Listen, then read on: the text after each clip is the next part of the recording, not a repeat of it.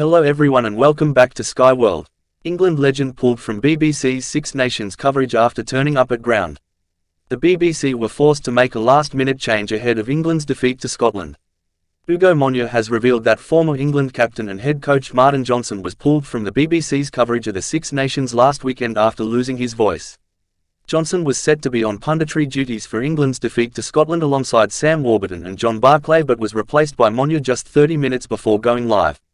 Ugo Monye was already at Murrayfield to take part in some pre-match stuff and did not expect to be in front of the cameras when he received the call at short notice.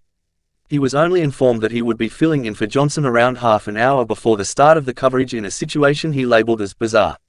Speaking on the Rugby Union Daily podcast, Monye explained, "I wasn't meant to be in the studio for the Calcutta Cup. It was actually quite a bizarre sequence of events. I was doing some pre-match stuff with John, got a call from a producer saying, Martin Johnson's lost his voice. It was about half an hour before the game, so I then walked up into the studio wearing a baseball cap, which isn't really BBC friendly, for the telly. So, yeah, it was a slight surprise to be covering that match but a lot of fun doing it."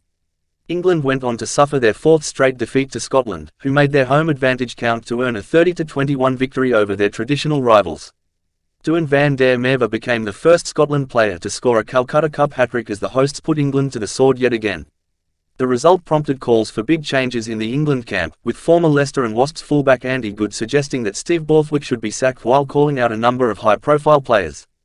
Posting, formerly Twitter, Goode said, "There's a fair few players that Steve Borthwick needs to move on if we are going to evolve. Joe Marler, Dan Cole, George Ford, Elliot Daly to name a few. We've been bang average at best since the 2019 World Cup semi-final. I actually don't think Borthwick and some of his assistant coaches should stay. Big mindset shift needed for England. Some players and coaches aren't aligned with how the game is and should be played. Ireland are the Northern Hemisphere barometer. England are miles behind but have players to evolve. The problem is the mindset and coaching, too risk-averse.